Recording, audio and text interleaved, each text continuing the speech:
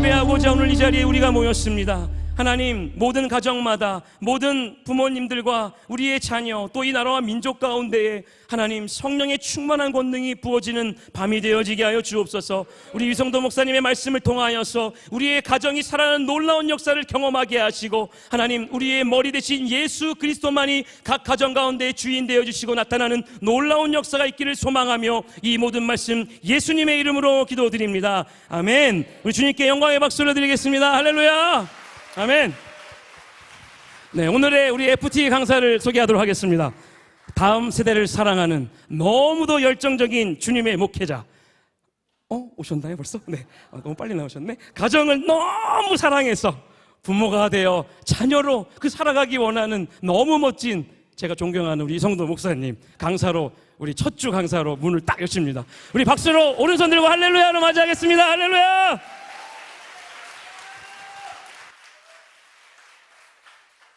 네, 여러분 반갑습니다. 또 사랑하고 축복합니다. 우리 앞뒤저 옆 사람과 이렇게 한번 인사할까요? 복된 가정으로 살아갑시다. 네, 여러분 감사합니다. 가정에 대해서 이 시간에 우리가 세미나를 진행하려고 하는데요, 좋은 시간, 유익한 시간 되었으면 좋겠습니다. 자, 가정이라는 것은 무엇일까요? 가정이라는 것, PPT 띄워주시면 감사하겠습니다. 가정이라는 것은 무엇일까요? 자, 여기 보면은 아내가 귀에 속삭이죠? 말 좀 들어.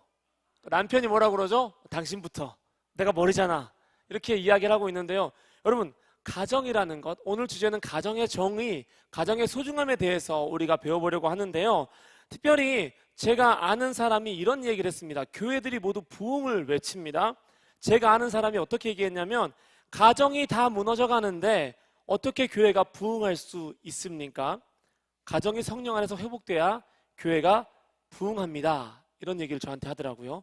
여러분, 가정은요, 교회가 회복되기 이전에 반드시 바로 서야 할 최소 단위의, 그리고 최초의 공동체입니다. 교회가 건강하게 부흥하려면 먼저는 가정이 회복돼야 되고, 여기 있는 청년들이 앞으로 건강한 가정을 세워가야 합니다. 사단이 제일 싫어하는 두 개의 공동체가 있습니다. 하나는 교회고 하나는 가정입니다. 사단은 자신이 가진 온 힘을 다해서 가정과 교회를 무너뜨리려고 지금도 우는 사자와 같이 일하고 있죠. 여러분, 간통죄를 폐지했을 때 기억나십니까? 저는 신문 기사를 보고 굉장히 충격을 받았어요. 어떤 기사가 있었냐면은, 간통죄를 폐지하는 것을 합법화했던 그 날 전국의 모든 나이트클럽에서 축제를 열었다고 합니다. 자기들 매상이 올라가니까 더 이상 사람들이 법이란 테두리 안에서 자기를 절제하지 않고 살아갈 수 있으니까. 하지만 여러분, 부부싸움은 칼로 물베기란 말이 있듯이 아무리 서로 안 맞아도, 서로 다퉈도 왜 살아가죠? 이 자녀의 삶을 부모가 걱정하기 때문입니다. 그렇다고 해서 이미 각자의 길을 가신 부모님이 이 자리에서 눌리지 않았으면 좋겠습니다. 하나님은 지금 여러분이 걸어가시는 길도 존중하고 아끼고 계십니다. 그러니 편안한 마음으로 어떠한 상황이 있던 간에, 어떠한 형태든 간에 하나님이 세우고자 하시는 가정을 세워가는 저와 여러분이 되기를 주님의 이름으로 축복합니다. 사단이 가정을 무너뜨리려고 최선을 다하고 있어요. 청년들은 더 이상 혼전 순결을 중요하게 생각하지 않습니다. 교회에서도 이 말이 쏙 들어간 지 굉장히 오래 됐습니다. TV에서 제가 어느 날 TV를 우연히 보는데 굉장히 놀랐어요. 동거에 대한 프로그램이 버젓이 나오더라고요. 그래서 동거를 통해서 아름다운 가정을 이뤄갈 수 있다는 판타지를 청년들에게 심어주는 거예요. 동거를 통해서 미리 살아가면서 그 민낯을 보고 이 민낯을 수용할 수 있느냐 없느냐를 서로가 이제 프로그램에서 진행하는 거죠. 여러분, 그 프로그램에 위선이 없을 것 같습니까?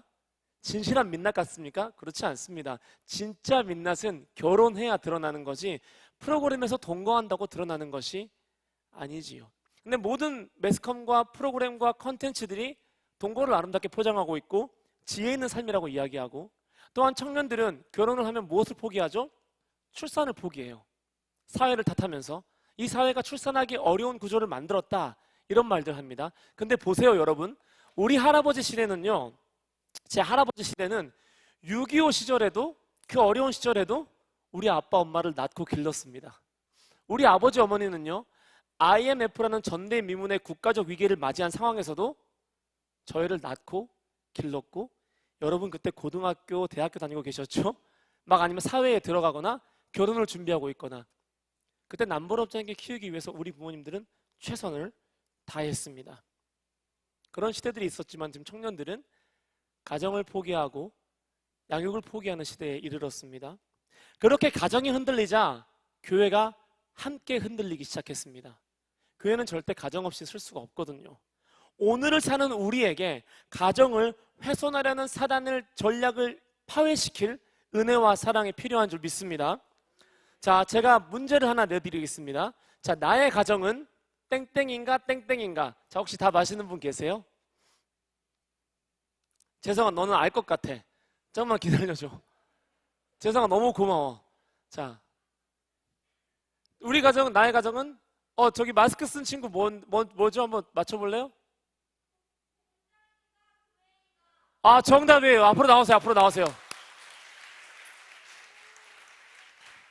자, 제가 어디 가서 제 책을 뭐 홍보한 적이 없는데 책이 교회에 사놨는데 재고가 남았대요. 그래서 선물로 드릴 이거 책 엄마가 받았을지도 몰라. 근데 알라딘에서 내가 그거 발견하면 혼난다. 알았지? 중고로 팔지 말란 뜻이에요. 이 책 내가 쓴 책인데 한번 심심할 때 읽어봐. 좋을 거야. 그래요. 네. 제가 네, 고맙습니다. 네. 제가 참 제 책을 선물로 주는 게 많이 민망하네요. 네. 여러분, 공장의 PPT 그대로 띄워주시면 감사할 것 같아요. 공장인가 교회인가 물어볼게요. 자, 첫 번째, 공장은 어떤 거죠? 아침에 일어나서 씻고 각자 밥 먹고 아이는 먼저 학교 가고 혹은 아빠가 먼저 출근하고 엄마는 밥을 하고 또 출근하고 그리고 학교 갔다 돌아오면은 밥 먹는데 계속 핸드폰 보고 있고 TV 보고 방문 닫고 핸드폰 하고 각자 할 일 하고 이제 자자 하면 불 끄고 자고 또 다음날 아침 또 밥 먹고 또 출근하고 돌아와서 핸드폰 하고 TV 보고 이제 자자 하면 또 자고 그러다가 1년에 한 2번 여행하면서 사진 많이 찍고 맛있는 거 먹고 이게 뭐예요? 공장 같은 가정이에요. 이런 가정은요, 여행을 가면 티가 납니다. 어떻게 티 나는 줄 아세요? 제가 여행을 되게 자주 가봤는데 가면서 어떤 광경을 봤냐면 어머니가 부모님이 아이를 일본의 굉장히 유명한 대나무 숲으로 데려왔어요.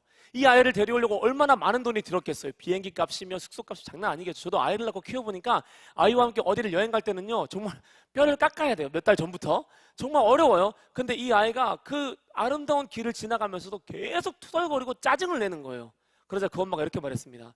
내가 다시는 너를 데리고 이런 데 오나 봐라. 너는 집에서 게임이나 해. 이렇게 얘기하니까 아이는 신났다고 핸드폰으로 게임하기 시작하는 거예요. 이게 여행의 현 주소죠. 어느 날은 여행 갔는데 어떤 아이가 계속 집에 가자고 보채는 거예요. 맛있는 걸 먹고 아름다운 걸 봐도 집에 가자고. 왠 줄 아세요? 게임하고 싶다고. 이 아이는 여행의 기쁨을 모르는 거죠. 그러니까 함께 있는 시간을 어떻게 보내야 될지 훈련이 안 돼 있는 거예요.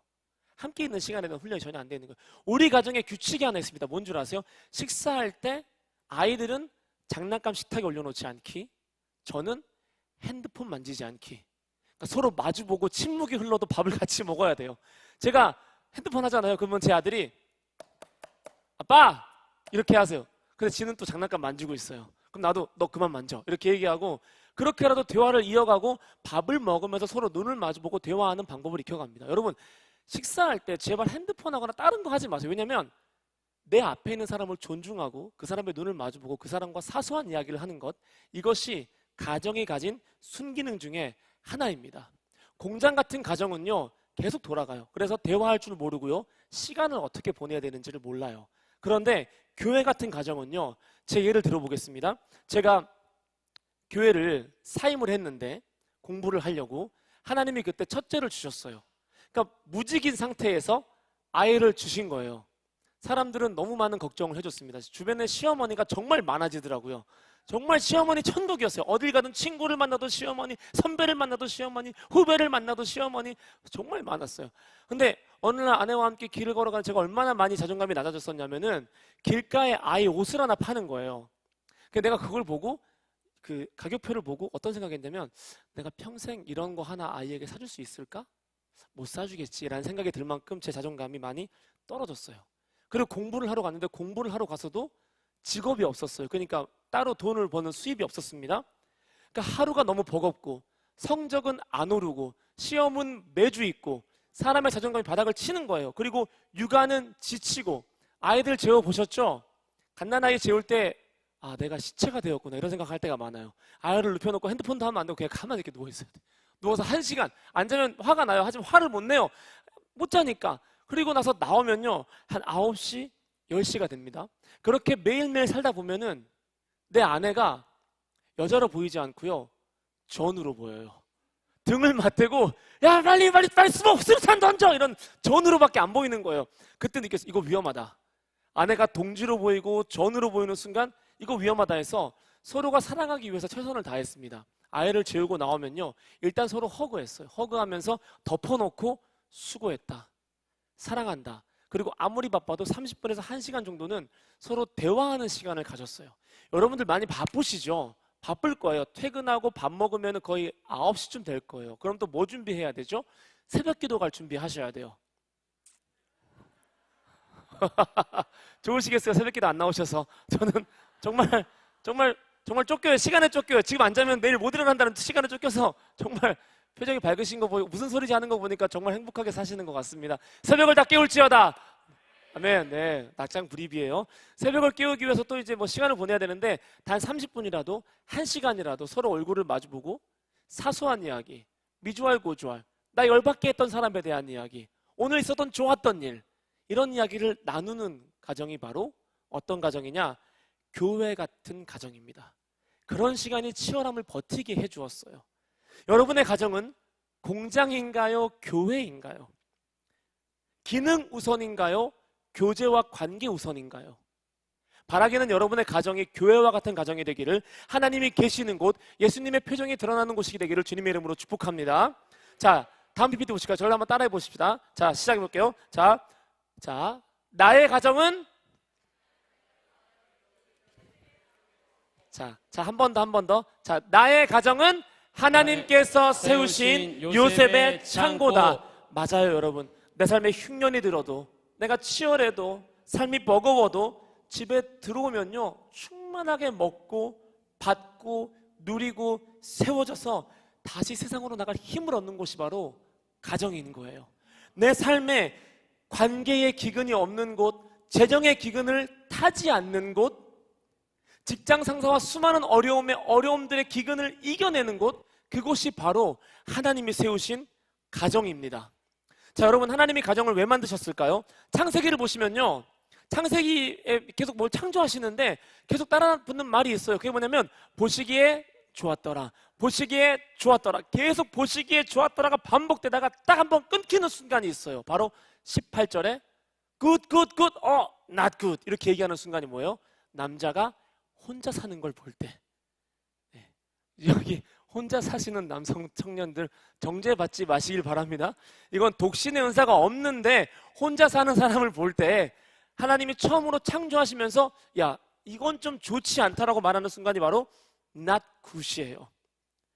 그래서 혼자 있는 아담을 가리켜서 좋지 않다, 이게 무슨 뜻이냐면 완전한 창조가 완성되지 않았다는 뜻이에요. 그래서 결혼이라는 것은 주님의 창조의 섭리로 들어가는 과정이고, 이 가정이라는 것은요 주님의 창조의 온전함을 경험하는 곳이 바로 가정입니다.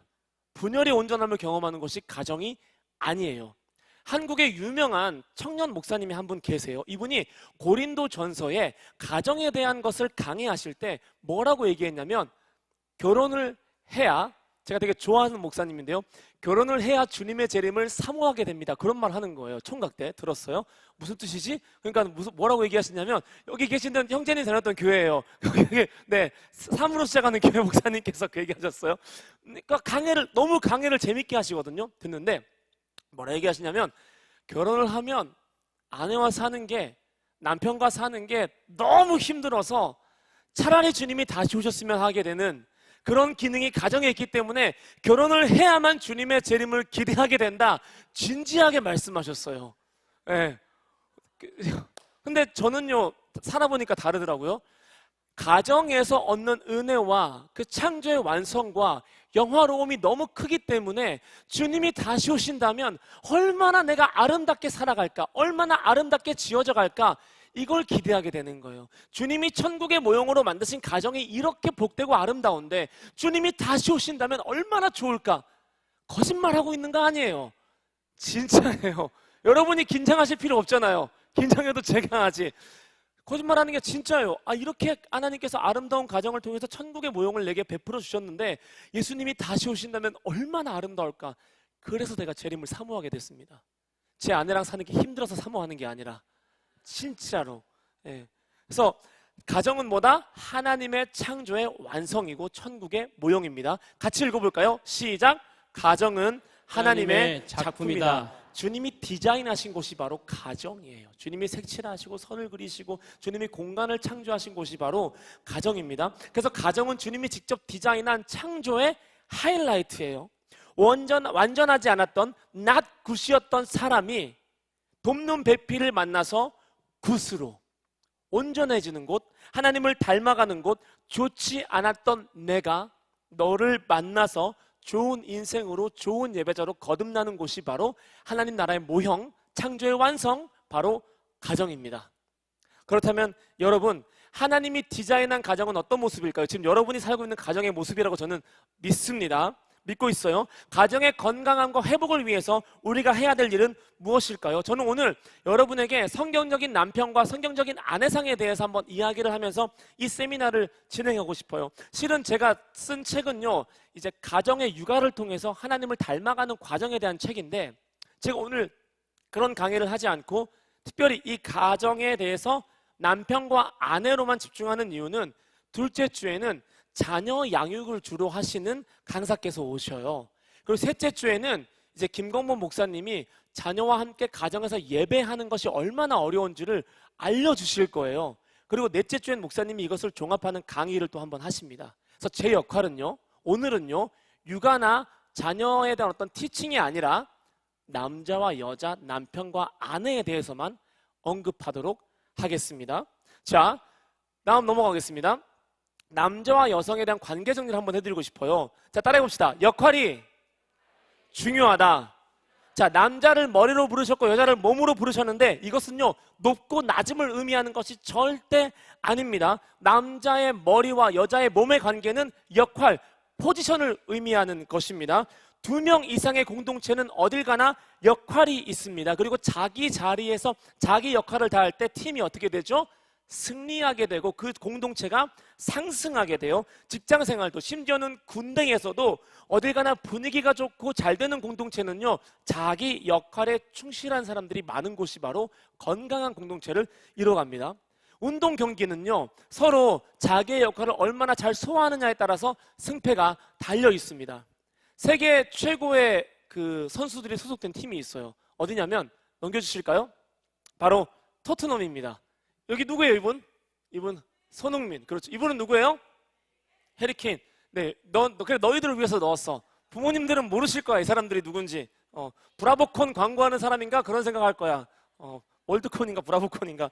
자, 여러분, 이 팀이 토트넘이란 팀인데요, 2년 연속 이 팀에서 득점왕을 배출했습니다. 2년 전에는 저 손흥민 선수가 살라인가? 모하메드 살라? 하여튼 그 사람과 함께 공동 득점왕을 했고요. 작년 시즌에는 저 해리케인이 득점왕을 했어요. 여러분, 득점왕을 가진 팀의 순위가 지난 시즌 8위였습니다. 날고 기는 선수들이 있어도, 세계 최고의 리그에서 득점왕을 차지하는 사람들이 있어도 리그 몇 위요? 8위를 했어요. 왜냐하면 이 팀의 선수들이 자기 역할에 충실하지 못했기 때문입니다. 제가 정말 싫어하는 선수가 있어요. 페리시치라는 선수예요. 어떤 선수냐면, 손흥민이 앞에서 공격수를 하면 뒤에서 수비를 하는 선수인데 내가 자꾸 올라와요. 올라오면은 손흥민 선수는 또 너무 이타적이에요. 그래서 그 빠른 발을 가지고 어디로 간 줄 아세요? 수비수로 뛰어가요. 그럼 손흥민은 공격을 못하고 수비수가 공격을 하니까 팀이 승리할까요? 못할까요? 못하는 거예요. 자기 역할에 충실하지 못해서 득점왕을 2명이나 데리고 있으면서도 한 번도 어떤 컵에서도 우승하지 못했던 팀이 바로 토트넘입니다. 아무리 뛰어난 남편, 아무리 뛰어난 아내가 있어도요, 자기 역할에 혼동이 생기면, 아내가 내가 머리 할게, 남편이 그럼 내가 몸 할게, 이러면요, 가정이 교회로 세워질 수가 없습니다. 왜냐하면 사람은 지치기 마련입니다. 그래서 각자의 역할에서 각자의 역할을 다 할 때 서로가 이렇게 상승되게 돼요. 올라가게 돼요. 그래서 여러분의 가정에 하나님이 주신 역할이 무엇일까 살펴보도록 하겠습니다. 자, 성경적인 질서를 말할 때 자주 인용되는 구절이 있습니다. 고린도전서 14장 33절입니다. 같이 읽어볼까요? 시작. 하나님은 무질서의 하나님이 아니시오 오직 화평의 하나님이시니라. 아멘. 저 말씀을 꼭 저희 선배들이 저를 복종시킬 때 많이 사용했어요. 성도야, 하나님은 질서의 하나님이야. 너 질서를 따라야 돼. 이 질서는 선후배 간의 질서를 말했던 거거든요. 근데 이거는요 조금 다르게 해석을 해야 되는데요. 여러분, 이 고린도전서 14장이요 은사와 은사의 충돌로 말미암아 교회가 분열되는 것을 바울이 막고 있는 내용이거든요. 그러니까 지금 바울은요 이 질서라는 것을 뭐라고 이야기하냐면 방언이 높고 예언이 높고 통변이 높고 그게 아니라요 오직 화평의 하나님이시라. 이 화평이 원래 이 문맥상으로 뭐라고 번역이 돼야 되냐면 하모니로 번역이 돼야 돼요. 조화. 하나님은 무질서의 하나님이 아니시오 오직 조화의 하나님이시라. 서로가 가진 은사를 가지고 높고 낮음을 나누는 것이 아니라 조화롭게 하모니를 이루어서 교회를 세워가라. 이게 바울이 고린도 교회 사람들에게 했던 권면이었어요. 여러분들이 가지고 있는 가정에서의 은사를 높고 낮음을 위해 사용하는 것이 아니라 내가 돈 벌어 오니까 내가 더 높지, 아니 내가 더 많이 벌잖아, 당신 연봉이 더 낮잖아, 그럼 내가 더 높은 거 아닐까? 나는 돈도 벌고 밥도 하고 빨래도 하니까 내가 더 높은 거 아닐까? 나는 돈도 벌고 밥도 안 하지만 아이를 씻기고 재우니까 내가 더 높은 거 아닐까? 제 얘기하는 거 아니에요. 이러면 가정이 끝이 없어요. 반복이 돼요. 반복돼요. 계속 다퉈요. 그러면 아내가 열받으면 할 말 없으면 무슨 말 하죠? 돈은 쥐꼬리만큼 벌어오면서 그럼 내가 이거 안 하고 나가서 일할 수 있게 당신도 한번 해봐 이러고 하면 이제 어떻게 돼요? 이제 답도 없는 말 계속하는 거, 서로 상처 주는 말, 논리적이지 못한 말, 돌아보면 누가 녹음해놨으면 부끄러운 말, 그런 말 계속 하게 되는 거예요. 가정이라는 곳은요 높고 낮음이 존재하는 곳이 아니라 각자의 은사가 하모니를 이루는 곳, 조화롭게 하나님을 바라보는 곳입니다. 여러분, 여러분의 가정은 조화롭습니까? 각자의 역할에 따라서 하모니를 이루고 있습니까? 아니면 불협화음을 내는 중입니까? 돌아보셨으면 좋겠어요. 대부분 조화를 위해서 자기랑 닮은 사람을 찾거든요. 제가 청년들과 대화할 때도요 저랑 통하는 사람이요, 제 영혼의 단짝이 어디 있어요? 육신의 단짝도 안 맞는데 영혼의 단짝 없어요. 그거 우상이야. 없어. 성경 어디에서 똑같은 사람 만났다는 기록이 전혀 없어요. 닮은 사람 만나고 싶대요. 그래서 조화를 위해서, 왜? 다르니까 부딪힌다고 생각하고 다르니까 문제가 생긴다고 여기는데, 여러분 내적 치유를 배우면요 왜 싸우는 줄 아세요? 닮은 부분이 충돌할 때 싸워요. 내적 치유를 배우면요 같은 상처를 가지고 있는 사람들이 같은 문제로 싸우는 경우가 굉장히 많습니다. 여러분, 저 한번 여기 결혼 안 하신 분들한테 한번 묻고 싶어요. 결혼 상대로 나의 신앙관과 생각이 비슷한 사람, 취미가 비슷한 사람을 찾고 있나요? 아니면 반대인 사람을 찾고 있나요? 솔직하게 한번 생각해 보세요.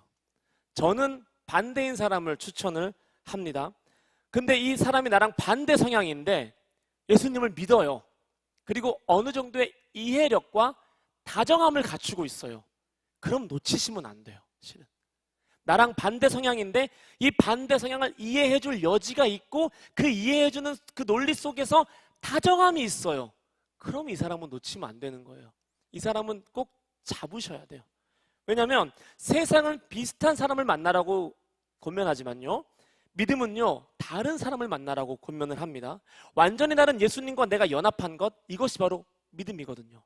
완전히 다른 나와 하나님의 관계를 메꾸기 위해서 십자가를 지신 것, 이것이 바로 믿음이거든요. 제가 항상 결혼을 놓고 기도할 때는요 저랑 은사가 비슷한 사람, 생각이 비슷한 사람을 놓고 기도했는데 하나님이 어떤 마음을 주시냐면, 성도의 그건 더하기의 만남이다, 이런 마음을 주시는 거예요. 더하기의 만남, 나랑 비슷한 사람. 때로는 이게 마이너스가 될 때도 있긴 하더라고요. 100 더하기 100이 몇이에요? 200이 되는 거죠. 나쁘지 않습니다. 괜찮아요. 근데 너가 이 세상을 돌파하며 살아가려면 너는 반대편의 사람을 만나야 된다. 다른 사람을 만나야 된다. 그래, 다른 사람과의 만남은 고박이라는 거예요. 100 더하기 100이 그럼 몇이죠? 전 몰라요. 만인가요? 감사합니다. 저 여기 원고에도 물음표도 찍어놨어요. 계산을 못해가지고. 만이에요. 그러니까 나와 다른 사람과의 만남은 곱하기가 되는 거예요. 대박이 되는 거예요. 왜냐하면 이 다름을 예수께서 연결시켜줘서 한 몸이 되게 만들기 때문에 세상이 예상하지 못하는 결과가 가정에서 나오게 되는 거거든요. 한 몸이 되니까 더 좋아요. 내가 못 보는 것, 내가 모르는 것을 서로 챙겨주고 일깨워주고 바라봐줍니다. 그래서 가정은 다름을 통해서, 남편과 아내의 완전히 다름을 통해서 나를 온전하게 하는 곳, 그곳이 바로 가정이에요. 가정이에요. 옆을 한번 보세요. 혹시 근데 오늘 왜 이렇게 부부끼리 안 오시고 따로 다 오셨어요? 벌써 세미나 하시기 전에 다 싸우셨나? 네. 너네란 건 저희 학생들 말하는 거예요. 너네들은 제 부모님 바라보고 한번 좌우에 바라보시고 한번 상상해 보세요. 나의 남편과 아내를 상상해 보세요. 그리고 바라보세요. 바라보시고 혹시 너무 다른가요? 너무 다른가요? 너무 다르면 진짜 하나님이 주신 사람이 맞아요. 아멘 좀 하세요. 인정. 왜 결혼을 안 하셨는데 아멘을 하시는 거예요, 지금? 인정하세요. 너무 다르면 하나님이 주신 사람이 맞아요. 옆을 보세요. 주님이 주신 사람 맞죠? 다르죠? 저기 어떤 집사님, 제가 아시는 집사님 한 분이 목에 디스크가 걸릴 만큼 이렇게 계속 끄덕 남편을 바라보고 다르죠? 하나님 주신 사람 맞죠? 맞아요. 여러분, 제 이야기 잠깐만 하겠어요. 저는요, 제 아내랑 정반대, 너무 달라요. 정말 완전히 달라요. 끝과 끝이에요. 말의, 언어의 이해 구조도 달라요. 서로 같은 말을 하지만 이해하는 방법이 달라요. 여러분도 그렇지 않으세요? 같은 말을 하는데 이해가 달라요. 왜냐면 세계관이 다르기 때문이에요. 저는 신혼 초에 아내가 너무 귀여워서 아이고 놀부처럼 생겼다 그렇게 이야기를 했어요. 대판 싸웠습니다. 왜 비추냐. 대판 싸웠어요. 아내는 그걸 어떻게 귀엽다고, 나는 아기가 없이 저랑 이제 뭐 얘기하다 토라진 모습이 너무 귀여워서 아이고 놀부처럼 생겼다. 근데 막 아내는 막 노발대발을 하고 풀질을 하고, 저는 끝까지 주장했어요. 나는 이게 당신을 사랑하는 언어라고. 아내는 하지 말래요. 난 끝까지 했어요. 그러다가 막 대판 싸웠어요. 성경학교 앞두고 죄 짓고 막 서로 싸우면서. 근데 나중엔 제가 안 했어요. 안 하면 되더라고요. 이거 내가 나중에 알려드릴게요. 제가. 그래서 너무 말을 이해하는 구조가 다르고 길을 바라보는 관점이 다르고 영화를 선택하는 기준이 달라요. 저는요, B급 코미디를 엄청 좋아합니다. 아무 내용 없는 그냥 그렇게 지나가는 코미디 영화를 정말 사랑하고요, 히어로물을 되게 좋아해요. 아내는 진짜 싫어해요. 그런 걸 보고 나면 기분이 되게 안 좋아진대요. 되게 교양 있는 영화를 많이 좋아해요. 저는 커피를 되게 싫어하는 사람이었습니다. 신방 가서도 커피를 주시면 상처를 받으셨지만 커피를 안 마셨어요. 카페인이 내 몸에 들어오는 게 너무 싫었어요. 근데 제 아내는 하루에 한 잔 커피를 마시는 사람이었어요. 어떻게 했을까요? 한 잔이 뭐예요? 뭐 두 잔, 세 잔, 손이 막 벌벌벌벌 떨려가면서 커피를 얼마나 많이 마셨는 줄 아세요? 손이 막, 나 진짜 커피를 안 마신 사람이 한번 마시잖아요. 그러면 손이 막 덜덜덜덜덜덜 떨려. 그리고 이 사람이 되게 알딸딸하고 잠이 안 와요. 잠이. 지금은 세 잔을 마셔도 네 잔을 마셔도 머리만 대면 자요. 왜? 아이를 키우니까 머리만 딱 대면 얘기하다가 그냥 자고, 아무 상관없고 카페인이 몸에 들어오면 그 잠 잘 잡니다. 잠 잘 자요. 너무 달라요. 저는요, 무조건 누구를 만나야만 에너지가 채워지는 사람이었어요. 근데 여기서 중요한 게 뭔 줄 아세요? 결혼을 하고 나니까, 정말 다른 사람과 결혼하고 나니까 진짜 내 모습이 하나님 안에서 회복되기 시작하는 거예요. 저는 원래 커피를 좋아하는 사람이었을지도 몰라요. 그리고 누군가를 만나는 걸 되게 좋아하는 사람이었는데요, 그게 제가 외로워서였더라고요. 하나님 안에서 다른 사람을 만나서 회복되어 가다 보니까 오히려 혼자 있는 시간에 더 많은 에너지를 회복하는 사람이었더라고요. 만들어진 내가 아니라, 세계관 안에서 짜여진 내가 아니라 하나님이 원래 만드신 나의 모습을 찾아가는 과정을 허락해 주는 곳이 바로 가정입니다. 그래서 막 서로 살다 보면 낯설 때가 있어요. 왜 나한테 이걸 요구하지? 어쩌면 주님이 요구하시는 걸 수도 있어요. 왜? 지으신 그대로 이제 살게 해주고 싶어서. 너가 살아온 삶이 너무 힘들어서 지으신 모습을 잃어버리고 살아갔는데, 내가 너의 남편을 통해서, 아내를 통해서 너를 처음 만들었던 그 모습으로 회복시켜주고 싶단다. 이것이 가정 안에서 남편과 아내에게 다름이 주는 메시지입니다. 다르다면요, 주님의 음성으로 받아들이세요. 하나님께서 지금 나를 회복시키기를 원하셔서 이 사람으로 하여금 내 거울을 보게 하시는구나. 그래서 서로 다른 두 사람이 가정 안에서 하나가 되어서, 이 한 몸이라는 게 천을 엮어놓은 그런 뜻을 의미하거든요. 그러니까 봐봐, 이렇게 된 거, 이게 한 몸인 거, 이게 찢어지면 어떻게 돼요? 못 입고 다니겠죠. 한 몸이라는 건 이렇게 엮이고 설킨 하나가 된 상태를 의미하는데, 이 상태를 말미암아서 세상이 감당할 수 없는 존재로 거듭나는 곳, 그곳이 바로 가정입니다. 여러분, 가정에는 역할이 있습니다. 그래서 제 예를 들어볼게요. 아이를 낳고 아내가 모유 수유를 하는데요. 그날은 아내가 너무 아팠어요. 비축해도 모유도 없었고 뭐 섞어놓은 분유도 없었어요. 아이가 너무 우니까 제가 어떻게 했을까요? 자다가 일어나서 아내를 깨울 수는 없었어요. 이제 웃는 사람은 해본 사람이에요. 아내를 깨울 수는 없었어요. 아내가 너무 아파하고 모유는 없고 어떻게 했을까요? 그 둘째가 막 우는데 이렇게 제 품으로 안아서 제 가슴에 이렇게 먹을 수 있게 했는데 아이가 처음에는 울음을 그치고 빨다가 분노하기 시작하더라고요. 그러니까 지가 간절하게 했는데 속은가를 우와! 막 아이가 발작을 일으켜서 할 수 없이 깨웠어요. 제가 아무리 아내를 사랑하고 아픈 아내를 배려해도요, 가장으로서 최선을 다해도요, 생물학적으로, 정서적으로, 영적으로 아내만이 할 수 있는 역할이 있고요. 저 변태 아니에요. 헤이, 변태 아니라고. 아내만이 할 수 있는 역할이 있고, 저는 별로 그렇게 행복하지 않았어요. 그 광경이. 아내만이 할 수 있는 역할이 있고, 저만이, 남편만이 할 수 있는 역할이 있어요. 그래서 서로 다른 역할이 만나서 조화를 이루는 게 가정인데요. 혹시 다음 보실까요? 여러분, 성경적인 질서는 뭐라고 했죠? 높고 낮음이 아니에요. 주석가 매튜 헬렌은 이렇게 얘기했어요. 왜 갈비뼈를 띄어서 만들었나? 갈비뼈는 사람의 중심에 위치해 있다. 그래서 남자와 여자의 관계가 평등하다는 것을 주님이 말씀해주고 싶으셔서 이게 오래된 시대의 주석가, 신학자가 쓴 주석이에요. 그렇게 얘기했어요. 왜 갈비뼈인가? 중심에서 만들어서 평등하다는 메시지를 품고 있다. 그런데 사람이 범죄함으로 말미암아서 이 조화가 깨집니다.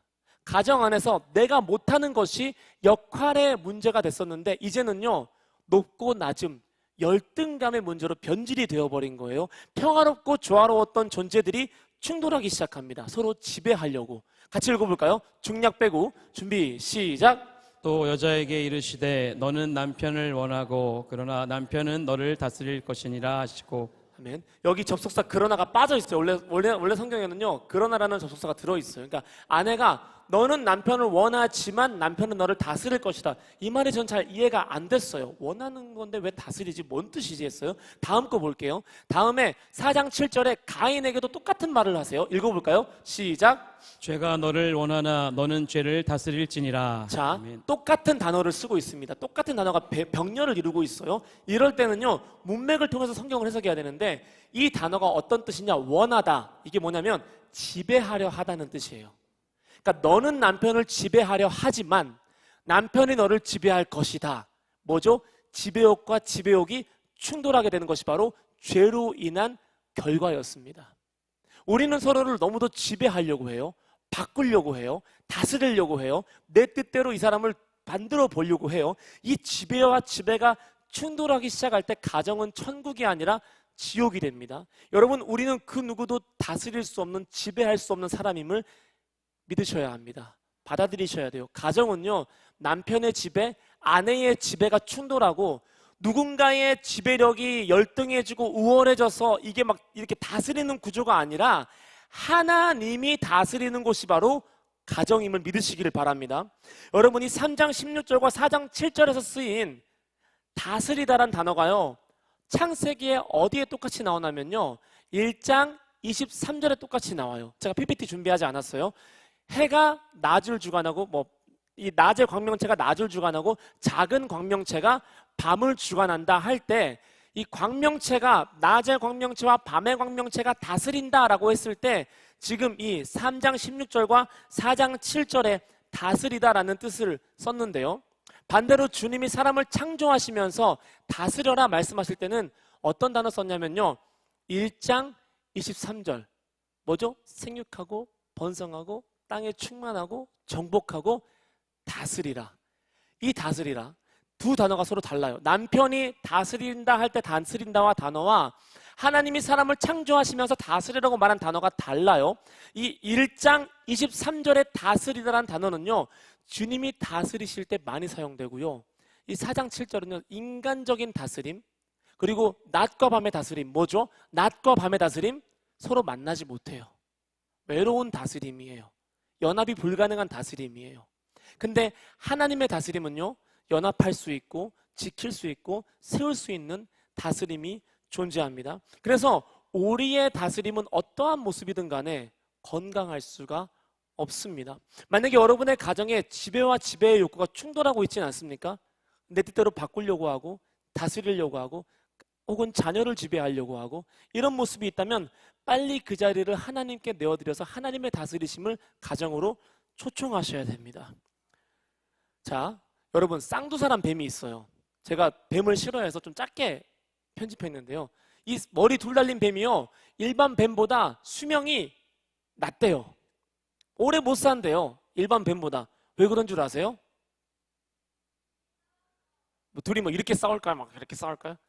둘이 싸운다는 게 무슨 뜻이냐면 둘이 서로 가려는 방향이 다르대요. 그러니까 먹이가 있는데 먹이를 다른 뱀보다 이 쌍두사는요 느리대요. 원래 뱀은요 먹이가 보이면 쫙 날아가서 물 수 있거든요. 나무에서 뛰어내려서. 이 쌍두사는 다른 뱀보다 훨씬 느리다고 합니다. 왜요? 저 먹이를 보고 뛰어가려고 하는데 얘는 저기로 가고 싶으니까 뿌아 하면서 몸이 꼬이겠죠. 그러니까 쌍두사는요 그래서 영양적으로도 약하고요 오래 못 살아요. 왜? 머리와 머리가 충돌하기 때문에, 지배와 지배가 충돌하기 때문에 쌍두사 오래 못 삽니다. 여러분의 가정은 그 안에 영원한 주님의 능력이 있는지 한번 돌아보셨으면 좋겠어요. 여러분의 가정은 한 몸, 한 머리로 이루어져 있습니까? 아니면 몸은 없고 머리만 존재하고 있습니까? 혹은 머리는 없고 몸만 존재하고 있습니까? 돌아보았으면 좋겠어요. 우리 에베소서 말씀을 같이 읽어봤으면 좋겠는데요. 한번 같이 읽어볼까요? 준비, 시작! 아내들이여 자기 남편에게 복종하기를 주께 하듯 하라. 이는 남편이 아내의 머리됨이 그리스도께서 교회의 머리됨과 같음이니 그가 바로 몸의 구주시니라. 다음. 아멘. 그러므로 교회가 그리스도에게 하듯 아내들도 범사에 자기 남편에게 복종할지니라. 남편들아 아내 사랑하기를 그리스도께서 교회를 사랑하시고 그 교회를 위하여 자신을 주심같이 하라. 아멘. 이거 읽다 보면은 막 남성들이 가끔 아내들에게 속삭이는 소리 들릴 때 있어요. 들었지? 내가 머리래. 이렇게 얘기할 때가 있어요. 제가 아내한테 한번 그런 말 한 적 있어요. 여보, 남자는 하늘, 여자는 땅. 이렇게 얘기를 했어요. 아내가 뭐라고 얘기한 줄 아세요? 그래 내가 한번 땅에 발 못 붙이고 살게 해줄까요? 다 그렇게 얘기하세요. 이렇게 살게 해주겠다. 그래서 바로 아니 그런 뜻이 아니라 잘못했습니다. 이렇게 얘기했어요. 여러분 성경에는요 에베소서 22장부터 25절 말씀 보시면은 복종이란 단어가 2번이 나와요. 복종이란 단어가 2번이 나오고요. 그리고 남자에 대해서는 되게 길어요. 교회를 사랑하시고 그 교회를 위하여 자신을 주심같이 하라. 이렇게 되어 있거든요. 자 여러분 그럼 복종이 먼저일까요? 헌신이 먼저일까요? 서로가 먼저였으면 좋겠죠. 남편의 헌신이 먼저였으면 좋겠고 아내의 복종이 먼저였으면 좋겠고 근데 하나님 말씀하세요. 그리스도를 경외함으로 피차 복종하라 이렇게 말씀하고 있습니다.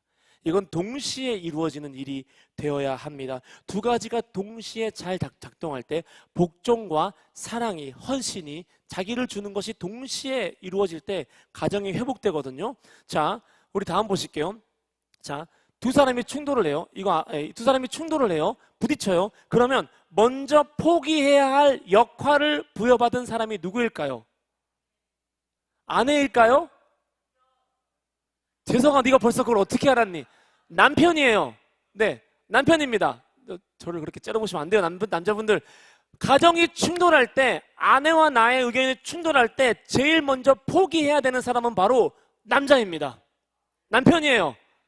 아멘한 가정에 복이 있을지어다. 오늘 밤 평안할지어다. 네. 남자의 사랑은요 포기로 실은 완성이 됩니다. 어쩔 수 없어요. 제가 성경적으로 말씀드리는 거예요. 여러분 예수님께서 그리스도가 교회를 위하여 교회를 사랑함 같이 하라 그랬잖아요. 예수님께서 교회를 위해서 나를 위해서 사랑한 방법이 뭐였어요? 첫 번째 자기의 보좌를 포기했어요. 말구유로 오셨어요. 자기를 비워서 이 땅에 오셨어요. 두 번째 자기 형상을 바꾸셨어요. 자기 하나님의 형상으로 살아가는 것이 아니라 나를 위해서 종의 형상을 가지고 나에게 친근하게 나보다 낮게 나를 높여주려고 이 땅에 오셨습니다. 예수님께서 교회를 사랑하신 방법은요 먼저 자기를 비우는 거였어요. 두 번째는 자기를 포기하고 그 사람과 친해지기 위한 모습으로 자기를 내려놓는 것이 바로 예수님께서 교회를 사랑하는 방법이었습니다. 이 사랑이 오늘 남성들에게 요구되어지고 있습니다. 제가 아까 그런 얘기 했죠? 아내가 그 놀부 이야기했다가 싸웠던 거, 저 그 뒤로 그런 말 할까요? 안 할까요? 안 해요. 하지 말라면 안 하면 돼요.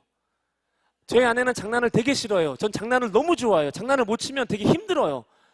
근데 장난을 칠까요? 안 칠까요? 안 쳐요. 그냥 안 하면 되는 거예요. 이게 어려우신가요? 하나도 안 어려워요. 그냥 안 하면 돼요. 이 사람이 싫어한다는데 굳이 왜 하시는 거예요? 안 하면 되잖아요. 왜 해요? 그렇게 갈등하면서까지 내가 없으면 죽을 것 같은 사람 어딜 비추시는 거예요? 혹시 안강호 장로님 끝까지 하세요? 지금 권사님이 하지 말래도 아니죠? 선교만 끝까지 하시는 저희 장로님 너무 멋지십니다. 존경합니다.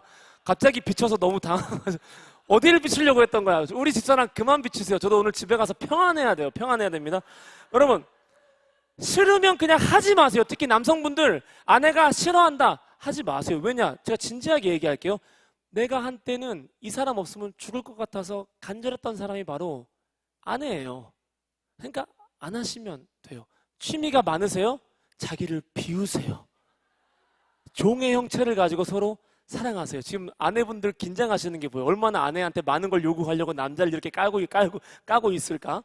자, 두 번째, 하나님께 자주 붙는 동사가 있는데요. 그 동사가 뭐냐면 바로 주다, 기브예요.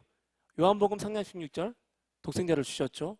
로마서 8장 23절 32절 또 주셔요.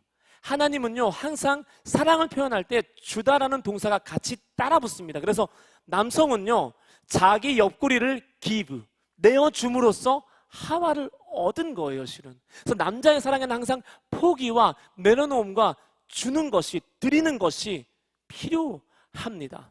그래서 결혼이라는 게 되게 어렵죠. 그래서 어떤 스페인의 유명한 속담에 어떤 말이 있었냐면은 배를 타러 나갈 때는 한 번 기도하고 전쟁에 나갈 때는 2번 기도하고 결혼할 때는 3번 기도하라, 이런 내용이 있어요. 쉽지 않은 거예요. 쉽지 않은 거예요. 하지만 우리 남성분들, 예수님께서 교회를 사랑하시는 방법으로 서로를 사랑하시는 은혜가 있길 주님의 이름으로 축복합니다. 자, 다음 보실게요. 이제 여성분들 차례입니다. 이제 아내 차례예요. 다음 보실게요. 자, 남편을 향한 아내의 역할이 무엇이냐면 하나님께서 아내를 뭘로 지으셨죠?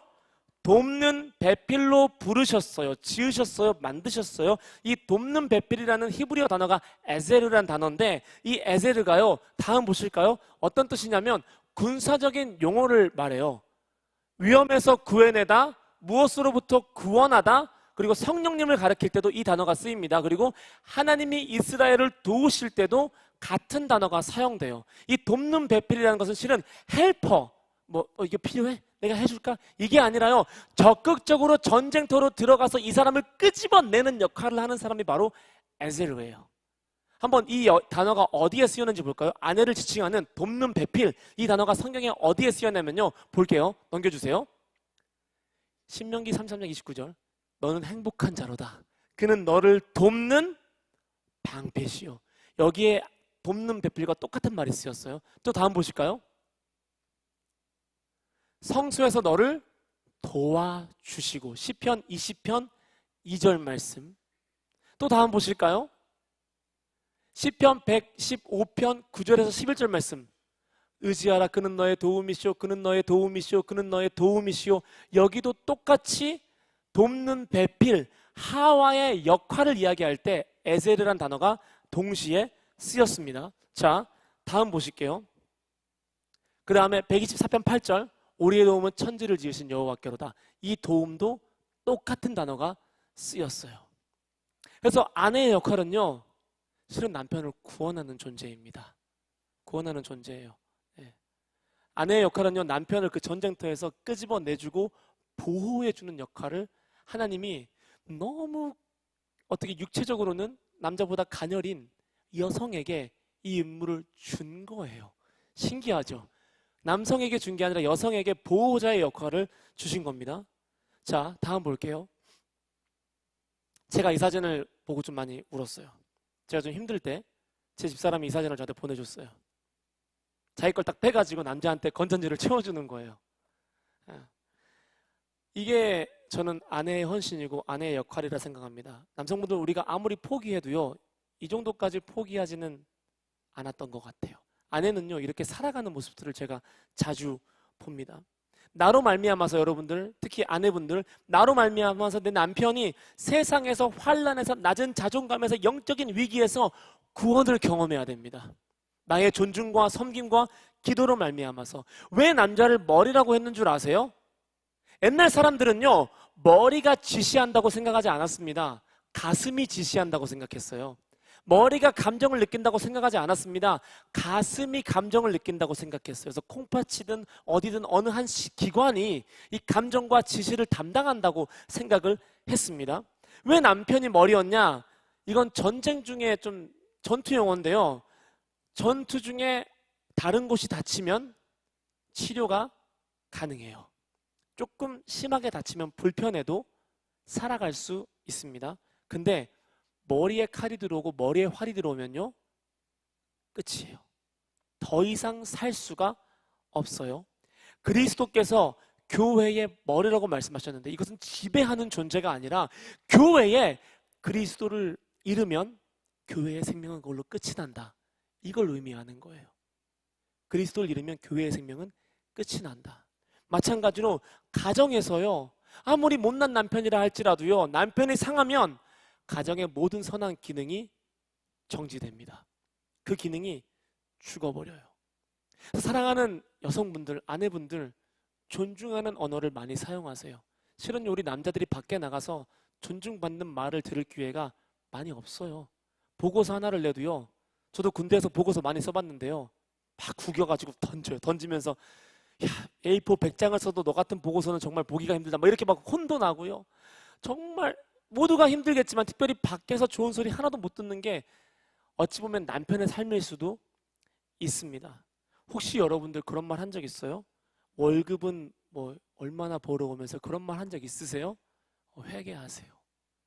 남편의 삶을 제발 돈으로 환산하지 마세요. 그 사람이 밖에서 살아온 모든 순간의 데이터를 월급으로 환산하지 마십시오. 그걸 하셨다면 정말 회개하셔야 돼요. 하나님 정말 그 말을 기뻐하지 않습니다. 여러분, 돈 때문에 싸우지 마세요. 제발 돈 때문에 싸우지는 마세요. 제가 아는 돈 정말 많이 버는 가정이 있거든요. 진짜 그 가정 돈 많이 벌어요. 근데 그 가정 뭐 때문에 싸우는 줄 아세요? 돈 때문에 싸워요. 그거 맞죠? 알고 있네요. 돈 정말 많이 버는데 돈 때문에 싸워요. 정말 너무 신기하더라고요. 싸우려면 좀, 당신 오늘 성경 읽었어요? 비전 통독 했나요? 큐티 했나요? 왜 새벽기도 안 가세요? 왜 나 더 기도하고 싶은데 자꾸 자리에서 일어나라고 퇴근하는 거예요? 나 걸어갈게요. 이런 걸로 좀 영적인 싸움을 좀, 혈과 육에 대한 싸움이, 저기 저희 카메라 자중하세요 진짜. 왜요? 영적으로 싸우세요? 육적으로 싸우세요? 오늘 모자 잘 쓰고 마스크까지 잘 쓰고 나오셨네. 네. 여러분들 어떤 모습으로 싸우세요? 저는 여러분들이 영적으로 싸웠으면 좋겠어요. 당신 이번에 왜 교사 안 해요? 교사 하세요. 왜 자꾸 교사 안 하고 주일만 출석하세요? 이런 걸로 싸우셔야지 다른 걸로 싸우지 마세요. 영적인 선한 싸움을 하시기를 주님의 이름으로 축복합니다. 그래서 다른 곳에서는 존중을 못 받아도 가정에만 들어오면 존중을 받고 보호를 받도록 하나님이 여성들을 그렇게 창조하셨습니다. 남편은 아내를 위해서 자기를 비우고 자기의 권리를 포기하고 아내를 맞춰주는 것, 아내는 그런 남편을 존중하고 존경하며 보호해주는 것, 이것이 바로 조화예요. 하모니고 이것이 바로 천국의 모양으로 창조하신 가정의 모습입니다. 누구도 손해보지 않습니다. 여러분, 다음 PPT 보시면요, 제가 요한복음 12장 말씀을 기록해 놓았는데요, 같이 읽어볼까요? 내가 진실로 진실로 너희에게 이르노니 한 알의 밀이 땅에 떨어져 죽지 아니하면 한 알 그대로 있고 죽으면 많은 열매를 맺느니라. 아멘. 아멘. 요즘 시대는요, 자기 형상을 유지하는 것을 영광으로 아는 시대를 살고 있습니다. 그래서 결혼을 해도요, 육아를 해도요, 자기 모습을 그대로 유지하는 것을 어떤 야성으로 생각하고 뭔가 되게 좋은 모습으로 생각하는데요, 결혼하면 그렇게 살아갈 수가 없습니다. 자기가 갈리고 찢기고 압착되어 가면서 내가 떨어지고요, 죽으면서 어떤 모습이 되냐면 열매를 맺는 곳, 그곳이 바로 가정이에요. 가정이에요. 혹시 우리 학생들 엄마 아빠 얼굴 한번 봐보실래요? 엄마 아빠 얼굴에 주름이 많죠? 아무리 이 화장해도 가려지지 않는 그 주름, 생얼을 봤을 때 도저히 알아볼 수 없는 우리 엄마의 얼굴. 우리 아빠는 왜 항상 머리 스타일이 똑같을까? 너네 머리 예쁜 거 하라고 싼 데 가서 그러는 거야. 뭐 똑같을까? 왜냐면요, 자기 형상을 포기했기 때문입니다. 서로를 사랑하기 위해서. 그래서 사랑의 반대말은요, 아니요, 사랑의 동의어는요, 포기예요. 내가 이 존재를 사랑하기 위해서, 품기 위해서 나는 또 무언가를 포기하는 거예요. 제가 이번 주에 아이와 함께 여행을 떠났는데요, 저는 밤바다가 너무 보고 싶었어요. 근데 아이는요, 그림 전시관에 너무 가고 싶대요. 차에서 싸웠어요. 야, 아빠가 바다를 보고 싶다는데 아내는 나는 그림이 보고 싶어. 결국 어떻게 됐을까요? 그림 보러 갔어요. 그러면서 아내한테 이야기했어요. 얘야, 내가 너한테 져서 그림 보러 가는 게 아니야. 내가 너를 사랑하기 때문에 내가 보고 싶은 바다를 포기하는 거야. 저는 확실하게 얘기는 합니다. 정신승리가 아니에요. 확실하게 이야기는 해요. 그래서 내가 널 더 사랑해라고 얘기했어요. 야, 내가 더 널 사랑해. 그러니까 아내가 창문 보고 있더라고요. 아이가. 그래서 혼잣말했어요. 알아들으려나 모르겠다 하는데 아내가 갑자기 아이가 뭐라고 얘기하냐면, 아빠 알아, 날 더 사랑한다는 거잖아.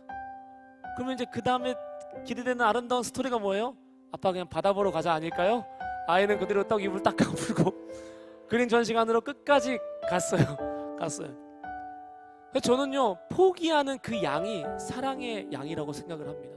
그렇게 섬겼는데요, 공항에서 제가 가족들 짐을 가지고 지키기 위해서 다 의자에 앉아 있는데 저 혼자 바닥에 철푸덕 앉아서 짐을 지키고 있었어요. 아내 핸드폰 충전하면서 지키고 있었어요. 왜 기둥에 콘센트 꽂을 수 있잖아요. 거기서 아내 핸드폰을 지키면서 가만히 앉아 있었는데 의자에 앉아 있던 아이가 의자에서 일어나서 뛰어와가지고 제 앞에 똑같이 철푸덕 앉는 거예요. 괜히 눈물이 날 것 같은 거예요. 아, 이렇게 이 아이도 나를 위해서 하나를 포기해 가는구나. 그 시간이 헛된 시간이 아니었구나. 여러분, 가정은요, 내가 떨어지고 죽는 것을, 날마다 죽는 것을, 날마다 죽노라라고 말하는 것. 여러분 또 막 집에서 싸우면서 나는 날마다 죽노라 이러시지 말고, 그게 바로 가정이에요. 그래서 하나님이 원하시는 열매를 내 삶과 자녀의 삶에, 남편과 아내의 삶에 맺게 만들어져 가는 것이 바로 하나님이 세우신 가정의 모습입니다. 여러분들 서로를 사랑하고 존중하기 위해서 날마다 노력하고 계십니까? 마음껏 낮아짐을 행동으로 표현하십시오. 그러면 주님이 여러분을 높여주실 겁니다. 남편분들 마음껏 포기하시고 섬겨주시고 내어주세요. 하나님이 채워줄 거고 높여주실 것입니다. 그리고 아내분들 존중해주고 보호하는 언어를 사용해주세요. 차가운 눈으로 바라보지 마세요. 끝까지 나는 네 편이다라고 이야기를 해주세요. 마지막, 서로 마음껏 축복해주세요. 축복한다는 말을 세상 어디에서 들을 수 있겠어요? 여러분들 밖에 나가서 슈퍼마켓에서 물건 살 때 축복한다고 해줘요?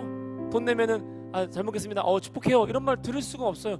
축복한다, 사랑한다, 나 네 편이다, 이런 말을요, 어색하지 않게 듣는 곳이 바로 가정입니다. 그래서 여러분들은 이 말을 마음껏 서로에게 해주시기를 주님의 이름으로 축복합니다. 우리 이 시간에 가정에 계시다면 가정을 바라보시고, 교제 중인 분들이 계시다면 교제 중인 분들을 바라보시고, 혼자 오신 분들이 계시다면 둘 중에 하나 선택하세요. 여기 오지 않은 내 가정을 생각하면서 찬양할 것인가, 아니면 옆 사람 바라볼 것인가. 여러분 자유입니다. 근데 이 시간에 서로를 바라보면서 이 축복송을요, 눈을 바라보고 진지하게 불렀으면 좋겠어요. 이 노래를 부를 때, 이 고백을 할 때 여러분들의 마음의 응어리와 맺힘과 상처들이 주님의 이름으로 씻겨져 나가기를 주님의 이름으로 축복합니다. 우리 함께 손을 잡아도 좋고요, 이렇게 펼쳐도 좋고요, 마주봐도 좋은데 베스트는요, 마주보는 거예요. 마주보는 겁니다. 자, 우리 함께 같이 이 고백을 서로 축복해 줍시다.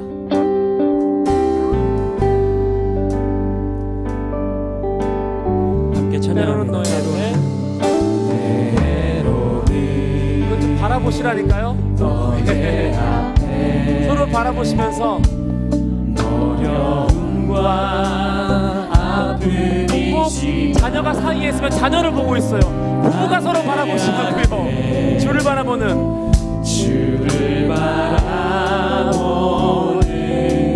너의 영혼 너의 영혼 너의 영혼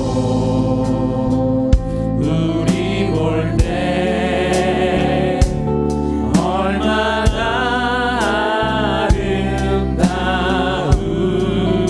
아름다운지 너의 영혼 통해 큰 영광 받으시 하나님을 찬양 오 할렐루야. 한 번 더 1절 같이 축복할까요? 때로는 너의 앞에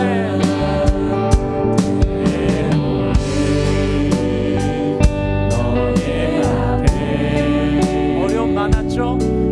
어려움과 아픔 있지만 담대하게 주님만 잘 바라보셨습니다. 주를 바라보는 너의 아빠, 엄마, 여보, 내가 인정할게요. 당신의 영혼이 정말 아름답습니다. 너의 영혼 우리 볼 때 얼마나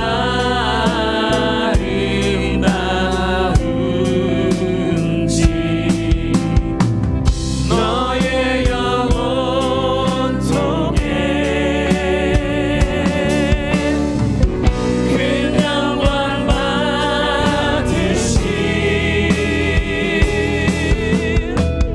하나님을 찬양 오 할렐루야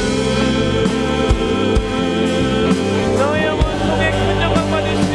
아멘. 너의 영혼 통해 영광 이것이 우리의 미래적 소망입니다. 하나님을 찬양. 하나님을 찬양 오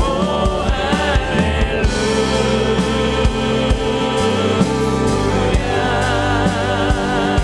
시간 다 함께 기도하실 때요, 먼저 여러분의 입술을 회개했으면 좋겠어요. 얼마나 상처 주는 말을 많이 해왔습니까? 남에게 하는 10분의 1만큼이라도 이야기했으면 내 가정이 이 지경까지 되지는 않았을 거예요. 여러분들 입술을 회개하셔야 돼요. 하나님, 내가 오늘부터 존중하는 언어, 보호하는 언어, 사랑하는 언어, 내어주는 언어, 아끼는 언어를 사용하기를 소망합니다. 혹시 내가 내 아내에게, 내 남편에게, 내 자녀에게 재정의 가치로, 성적의 가치로 이야기하진 않았습니까? 하나님, 내가 회개합니다. 내 입술을 용서해 주시고 그리스도와 같이 복된 말을 하는 제 입술이 되게 해달라고 이 시간 다 함께 첫 번째 기도하실 때, 하나님, 나의 언어를, 나의 입술을 주장하여 주시옵소서. 다 함께 주님의 이름으로 한번 부르고 기도하시겠습니다. 주여,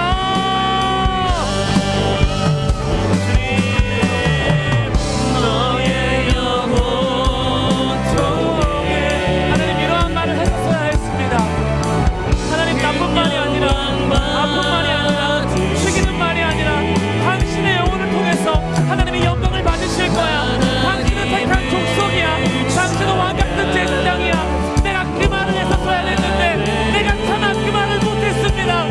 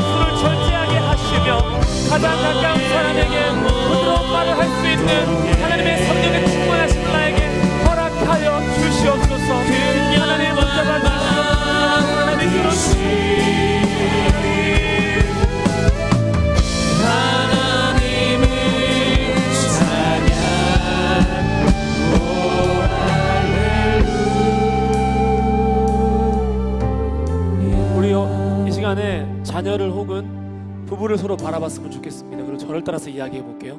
자녀를 바라보시고 부부를 바라보시고 저를 따라서 이야기해 볼게요. 자, 따라해 봅시다. 당신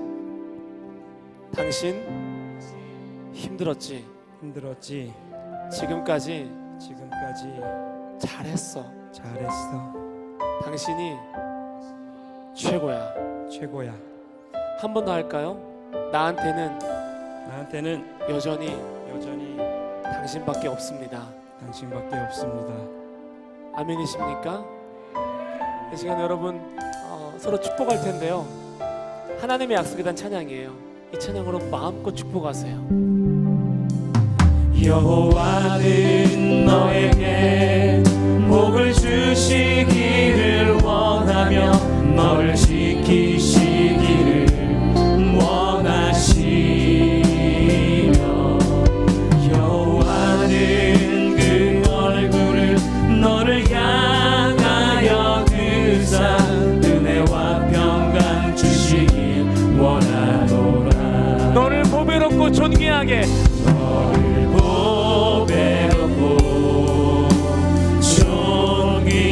존귀하게 여기시는 하나님이 내 삶 속에서 이 약속을 내 삶 속에서 이 약속을 주님이 하실 거예요.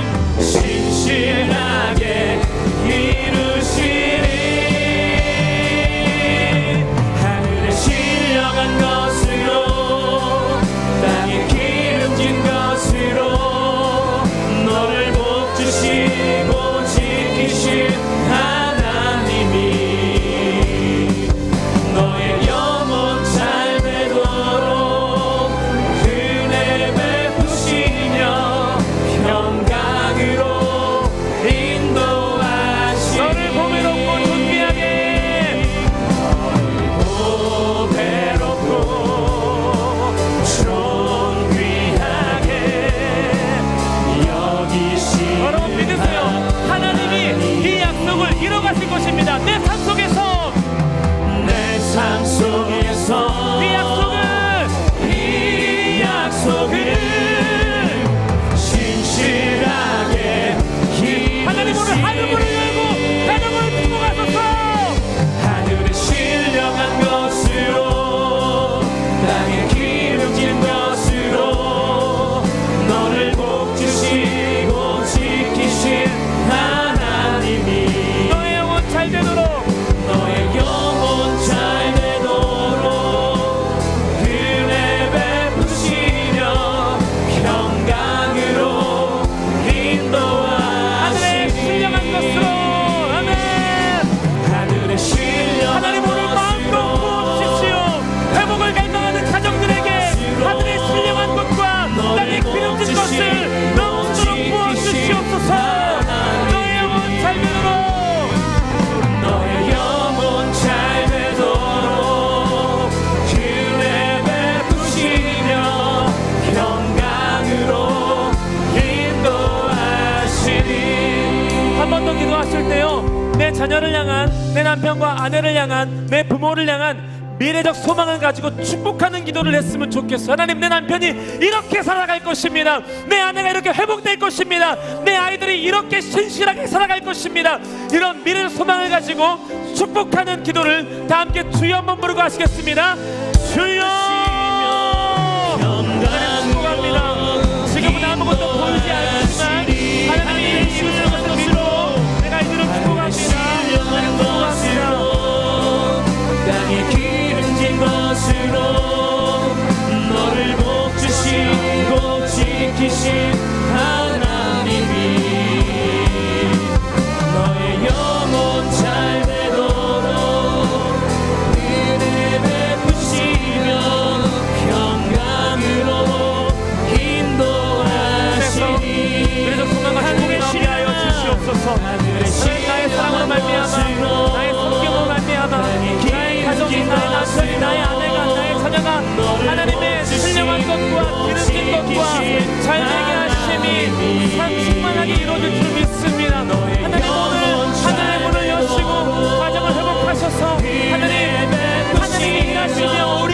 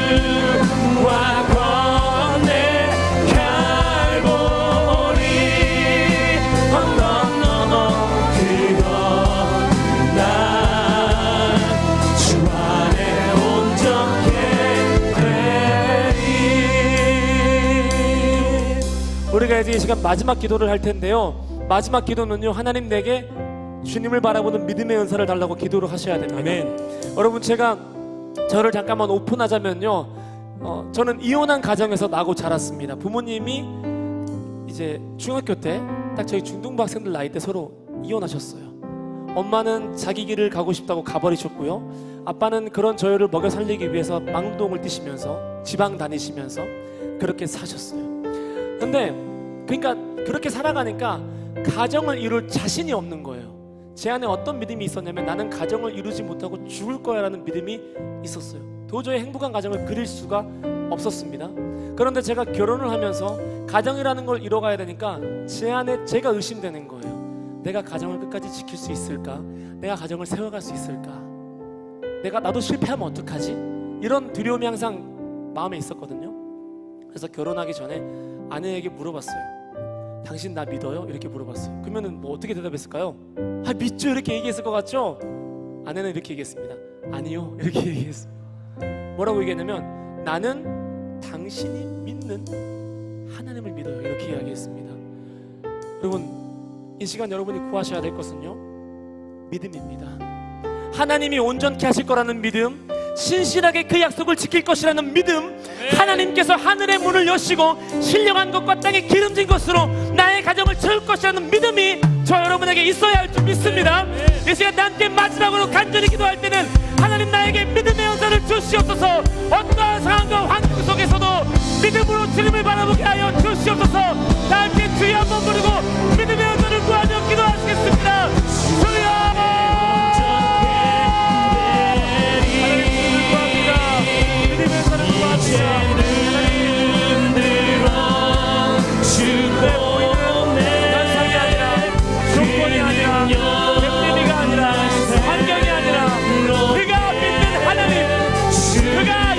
예수 그리스도, 내가 당신을 믿습니다. 그래서 끝까지 기도하고 버티며 살아가겠습니다. 하나님이 이루시는 것을 내가 보게 하여 주시옵소서. 지금은 아무것도 보이지 않지만 하나님께서 이 사람을 만져가실 줄을, 세워가실 줄을, 온전케 하실 줄을 나는 믿음으로 의심치 않습니다. 어떠한 상황을 살았든 어떠한 상황이 있든 지나갔으니 보라, 새것이 되었도다. 하나님 안에서 덮어오니 하나님 사용하여 주시며 나의 믿음을 키워주시며